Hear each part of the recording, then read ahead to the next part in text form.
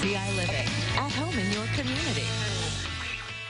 A true life adventure and an adventurous rom-com are on area screens this weekend. Here to review Infinite Storm and The Lost City are film critics Powell and Koplinski.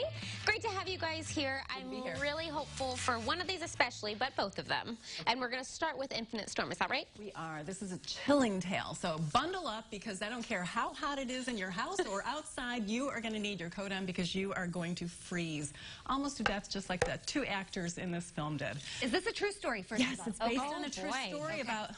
Okay. It's based on a true story, thank you, Mr. Koplinski, about Pam Bales. And she lives up in New Hampshire in the White Mountains. She's not just a hiker. She is actually part of a search and rescue team.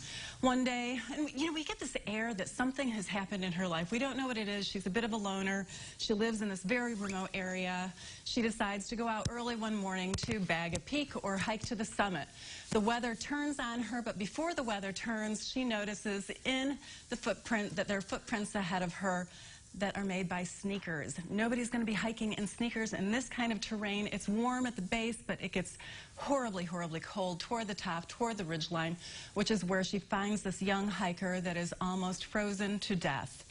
She tries to rouse him. She can't. He doesn't know his name. He won't tell her his name. She calls him John, and together they have to find their way down to the bottom before the sun sets. This is a harrowing tale. I mean, every single step of the way is just brutal. It shows you how difficult Mother Nature can be, but it also tells you how healing she can be as well. This is based on a true story, as you said, and as Chuck alluded to, there are some Hollywood moments toward the end which do take away from it slightly. He thinks much more so than I do. I think this is a tale about how people need one another, and we all need a chance, and sometimes second chances as well. Beautifully filmed. Sound design is incredible. You are right there with them every single step of the way because of the way this story is told.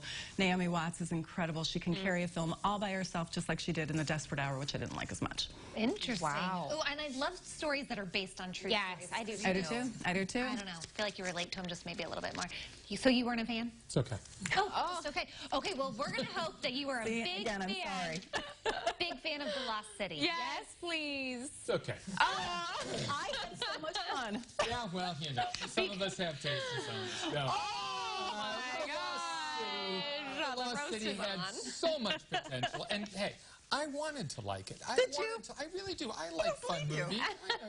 You have Channing Tatum. He plays Dash, and he is the cover model for these romantic novels that Loretta, played by Sandra Bullock, writes. And they're on a book tour together, and she's over all of this. She's burnt out. She doesn't want to do this anymore, and she really hates this tour because really the people only come to see him rip his shirt off. Well, after one of the stops on the tour, she's kidnapped, and she was kidnapped by this eccentric billionaire played by Daniel Radcliffe. His name is Abigail Fairfax.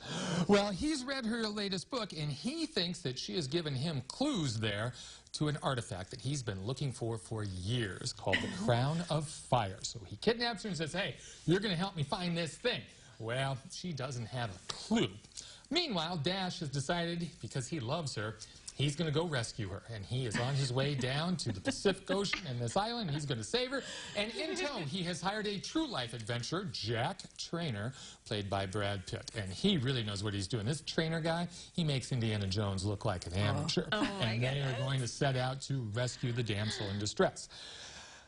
This movie is funny, but not funny enough. This movie is exciting, but not quite exciting enough. I mean, the chemistry between the two starts off rocky. It gets better. And as Pam pointed out to me, that's the way it should, because these characters do get to know each other better. And, you see this develop. I just kind of wish there was a little bit more oomph to the whole thing.